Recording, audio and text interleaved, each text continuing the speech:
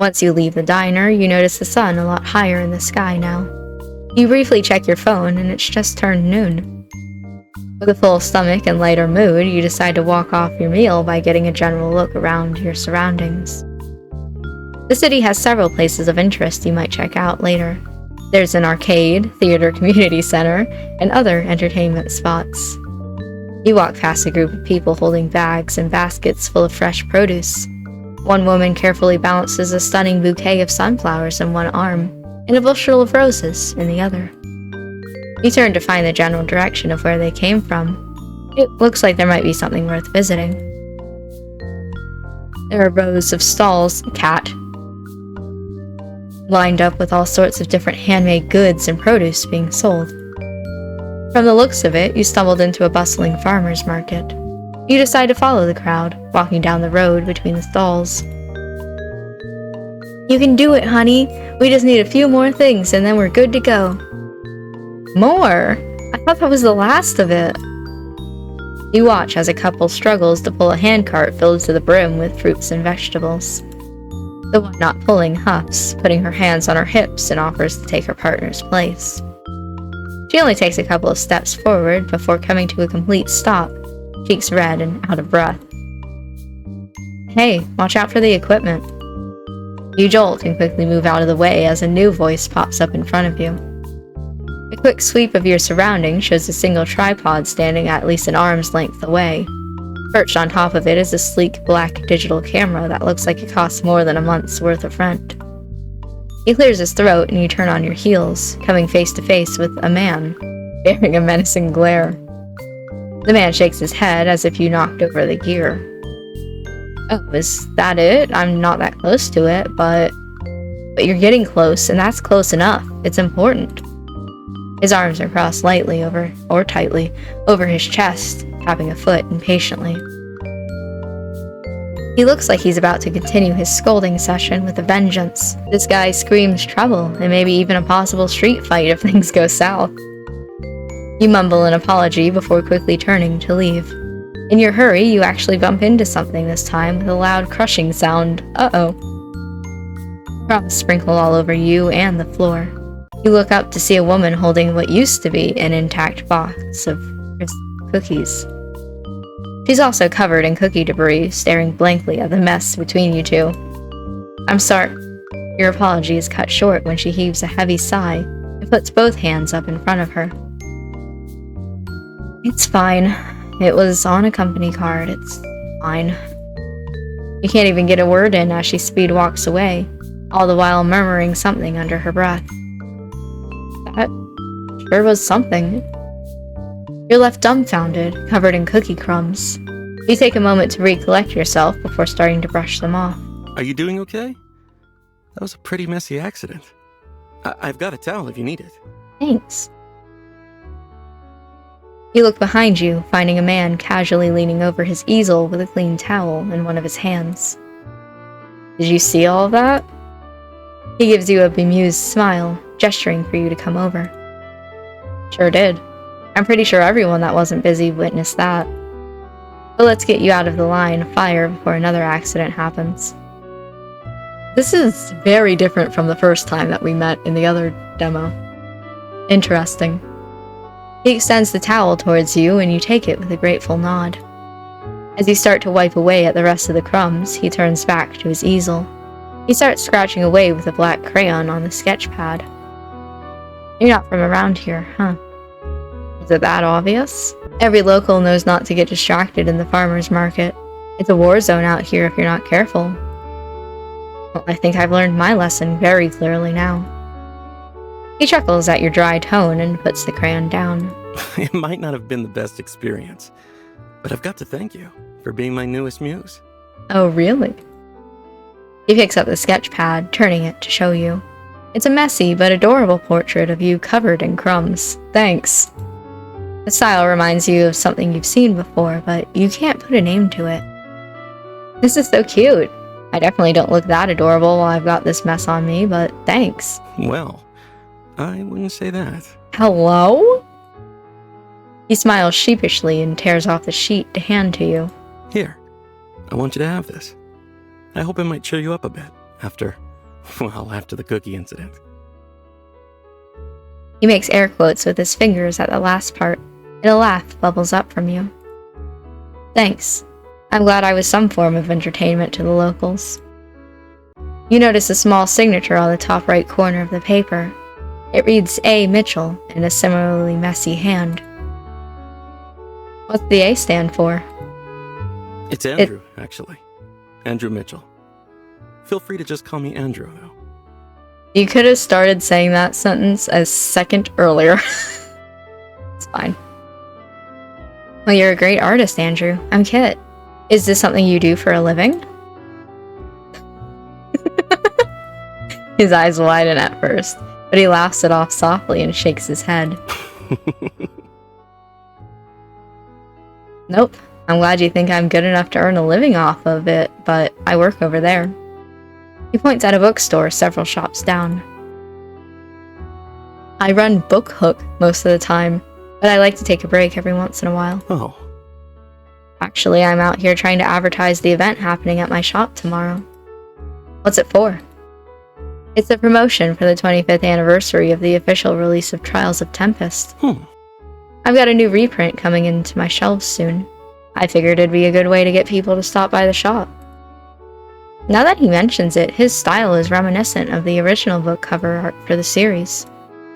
You glance down at the other sketches he's taken out of the sketch pad that are laid around his feet.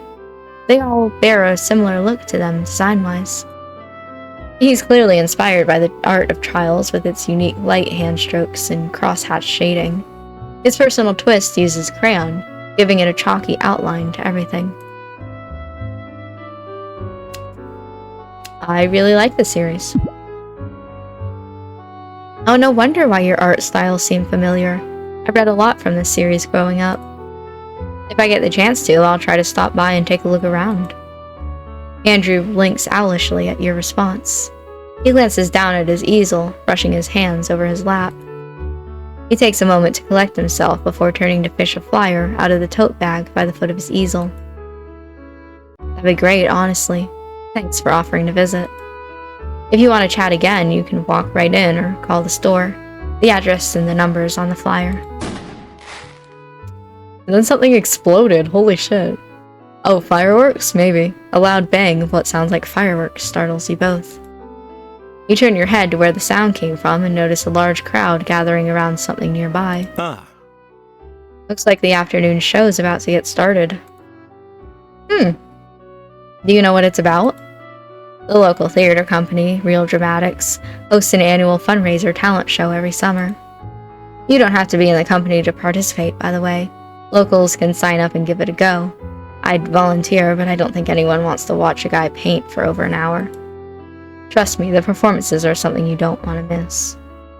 That sounds really exciting. I'll have to go check that out. Thanks again for the towel and the flyer. I should get going. No worries. Keep heading east and you'll end up at the beach. Got it. I'll see you around. He waves at you as you make your way down the street towards the beach. That same guy on a skateboard. Can I hide the front? Yes. The same skateboard person is in this scene as well. You arrive to find the crowd gathering by a stage. Music starts to blast on the speakers with a super lively and catchy tune. A symphony of electric guitar, piano, and drums, as everyone bobbing their heads and clapping along with the beat. You want to get a better view, so you make your way through the crowd, looking up at the stage when the crowd starts to cheer.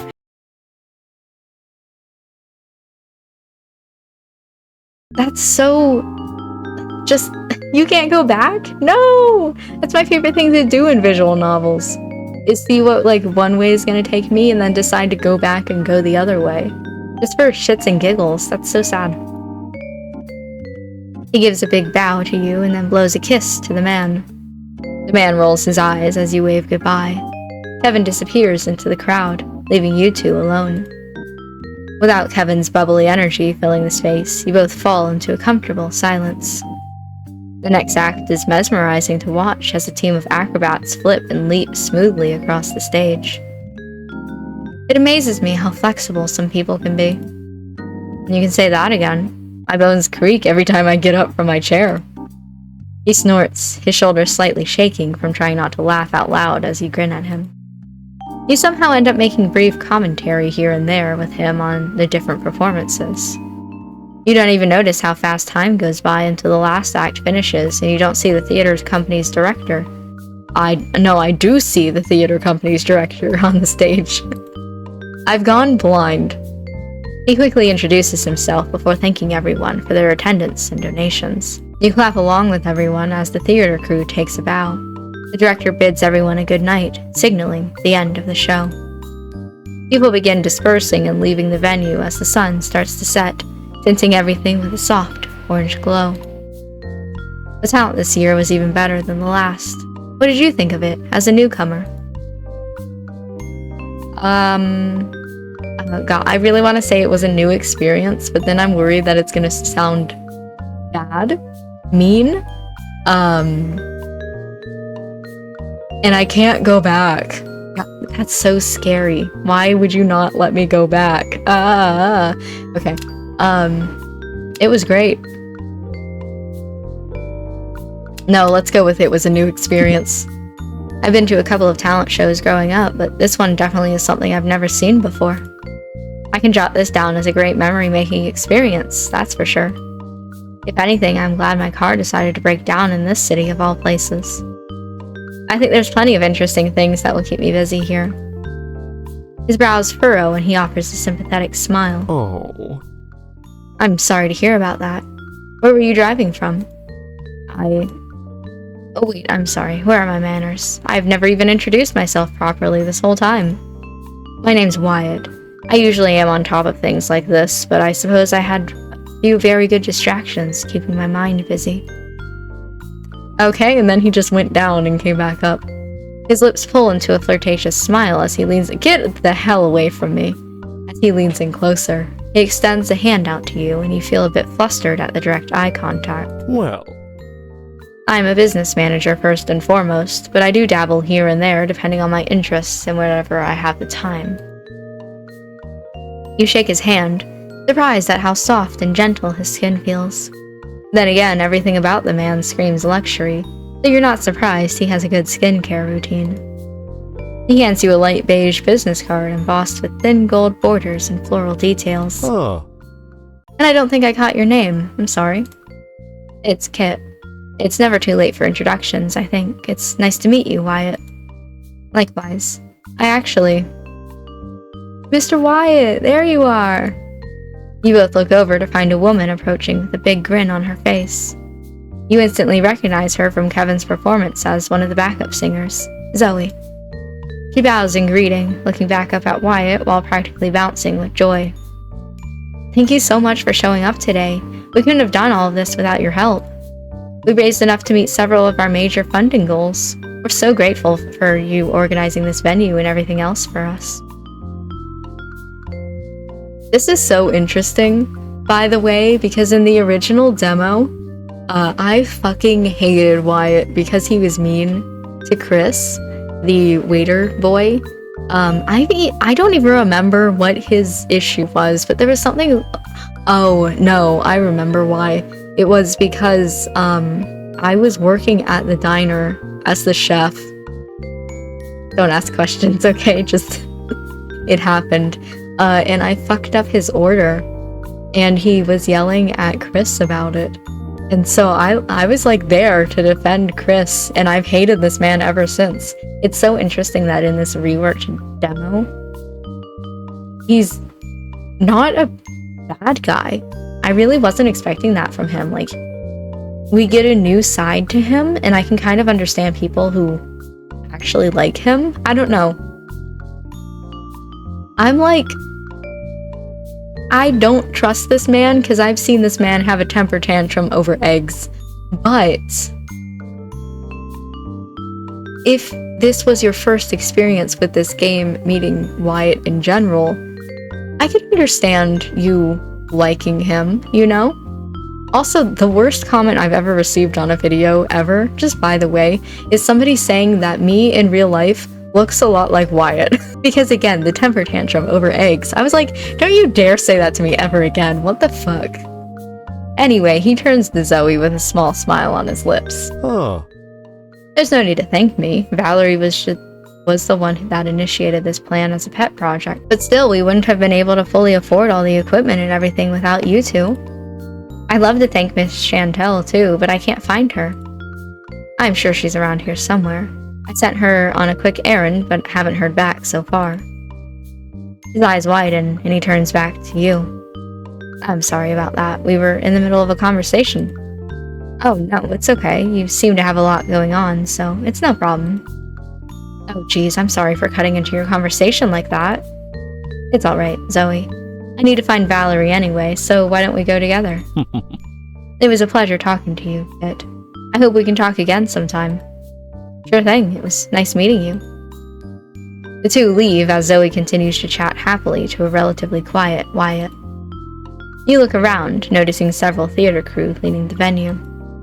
After all that energy, you find yourself a little grateful at the calm and quiet of things settling down for the day. You make a cursory glance around you, though. Given how the day's been, you expect another random encounter with someone else. Minutes pass by without anything new. You breathe out a small sigh of relief. Well, I guess that's it for today. Maybe it's time to head back to the inn to rest. You start your trek back while enjoying the sight of the sunset on the horizon and the calm waves gently washing up against the sand. Walking took a little longer than you thought, but thankfully the lovely weather made it pretty enjoyable. Just as you make it back to the inn's parking lot, you notice a familiar car parked by the front. When you get closer, you also notice Jean standing by the passenger side, quietly talking to someone in the car. And to your surprise, you see Vince sitting in the passenger seat, looking a little nervous as he bites his lip. Ooh, Vince got in trouble. He got arrested by the town sheriff. I'm joking. Jean looks up when he hears your footsteps and smiles at you. Hey there. Did you have a good day? I think so. I got to meet a lot of new faces today and see some interesting things. I hope you don't mind me asking, but is the passenger in trouble? That's funny. I'm gonna say it. Ooh. It looks like you've got someone in your patrol car. Did they get into some sort of trouble? Jean shakes his head. I know what this might look like, but no one's getting arrested here. He just looks like that whenever he sits in my car. I'm here because I wanted to check on you. I was driving Vince back home and figured I'd drop by really quick. You hear a small groan from the open windows. You look over and see Vince sinking into his seat with his hands over his face. Jean glances between you two, slowly raising a brow. He puts a hand on his hip and watches you with a curious twinkle in his eyes. Do you two know each other? You glance back at Vince. He's staring right back at you, looking like a lost puppy. You want to answer for him to help him out, but he heaves a heavy sigh and turns to Jean. Remember what you've been telling me for the past few days about doing the thing? Oh, okay. I see where this is going. I tried doing it today. I tried talking to more people. But I ended up talking about crabs eating dead bodies to Kit, who was just trying to talk to me. So now I'm the goth weirdo that's obsessed with crabs. Not that either of those are bad things. Crabs are great. Being goth is cool, too. Oh god, I'm doing it again. He mumbles an apology behind his hands. Jean snorts before reaching over to give Vince's shoulder a squeeze. Jean leans in closer, his expression softening. Hey, you did really well. I'm proud of you for trying. You watch Vince slowly drop his hands to reveal a hopeful, small smile pulling at his lips. After they share a little moment together, Jean turns his attention back to you.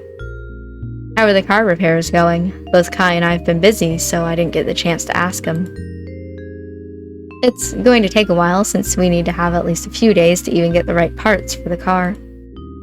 Jean's handsome face scrunches into a frown, and his shoulders slump with disappointment. I'm really sorry to hear about that. For what it's worth, I'll give you my number in case you need anything while you're stuck here. Fuck yeah! He pulls out a pen and notepad from his utility belt.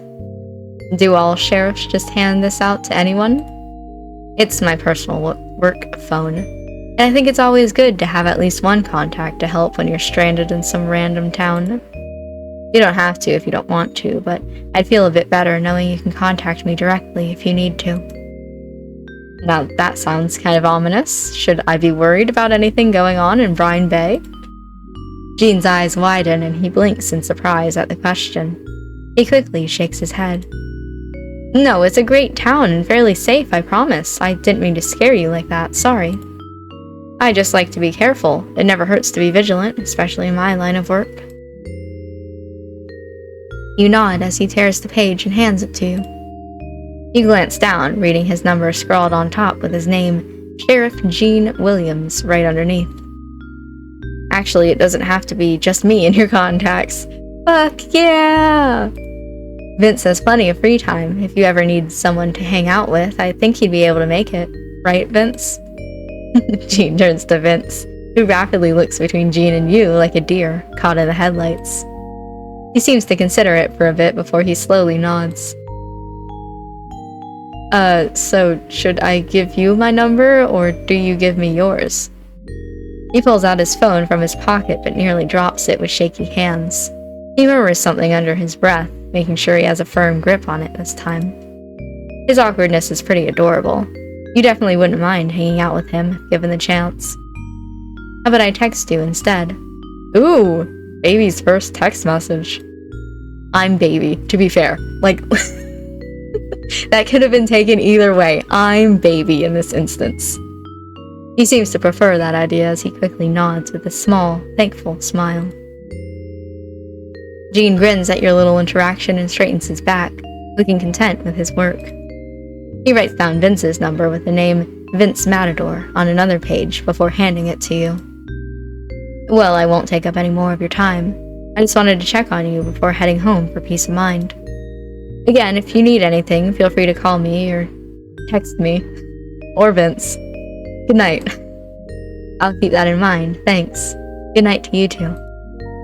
He circles around the car, getting back into the driver's side. The car starts up and Vince gives you a small wave as they drive away. You head into the inn, finding Dante hunched over at his desk, tinkering away at something. He raises his head at your approaching footsteps, nodding when you smile at him. Hey, how was the exploring? It went pretty well. I met a lot of people today. Plans have changed and I'll be staying here for at least a few more days. Sure thing. I have your card on file, so I'll just charge it until you check out. Stay as long as you need. The inn's not going anywhere. Great, thanks. Then I'll see you tomorrow. Good night. He murmurs good night to you, already engrossed in whatever he was doing before. After a nice long shower, you get into a comfortable pair of pajamas, ready to settle into bed for the night. But before that, you pull out Andrew's drawing of you from your bag and tape it to the wall near your bed. I really did mean it when I said he should look into pursuing art for a career. It's super cute and unique. When you're content with the placement, you pull the blankets out and hop into bed. You let out a content sigh at the way you sink into the mattress. Now that you're all cozy, you pull out your phone for your nightly bedtime scrolling, of course. But instead of opening your usual apps, you pull up your contacts list. Don't make me call people again. Today sure was eventful. Look at all these new contacts I have. I'd say the one that was the most memorable meeting was, 100% Vince this time. The dead crabs really got me. Honestly, he was originally my favorite character in the original demo, but the dead crabs was such a good conversation. Honestly, I'm really surprised Gene was a little less important this time around, I feel. He was a little bit more subdued, let's say.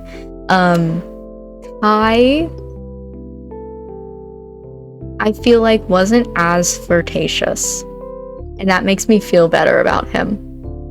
Chris was a little bit more of a stranger. Like in the original demo, me and Chris were besties.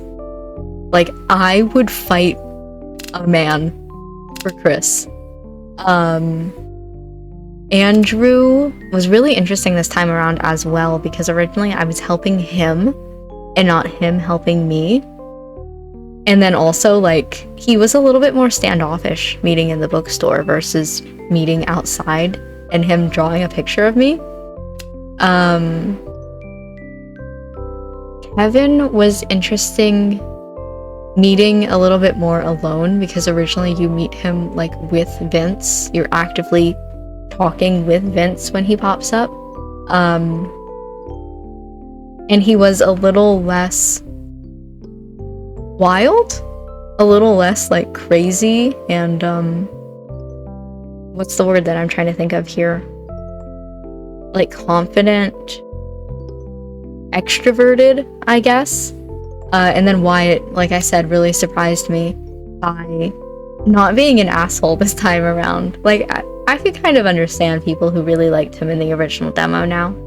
He has a character. But that being said, in answering, this question of who was the most memorable, the dead crabs made me laugh. Your introduction to Vince was a little awkward. I said that wrong, but okay. But he doesn't seem like a bad guy. You can tell he's trying his best. Not everyone is built to be super sociable. But you think back on the interactions and notice how he's usually with someone who does most of the talking.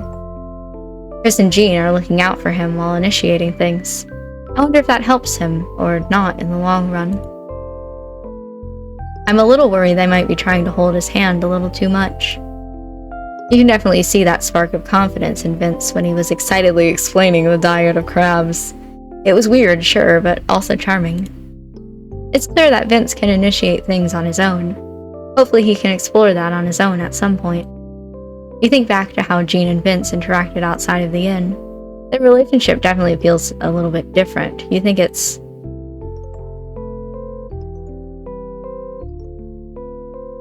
I don't know, heartwarming? I don't get paternal vibes. So I guess heartwarming, but I wouldn't necessarily say that. Sure, Vince needed a little push, but it was really sweet to see how Jean supported him. He's there to cheer for Vince when he's trying his best. It's a heartwarming sight, and they clearly care for each other. Vince may be a bit awkward, but you find that endearing, and genuinely wouldn't mind meeting him again. You set your phone down, feeling a hint of excitement for the next few days. You got to meet quite a diverse cast, so who knows what might happen. With a content sigh, you succumb to sleep and drift into your dreams. Meredith stares at you as you make your choice. She sighs dramatically when it's clear you won't be changing your mind. Whatever. If you could get a failing grade in picking a sticker, Meredith just gave you one. Damn, I thought that one was really cool.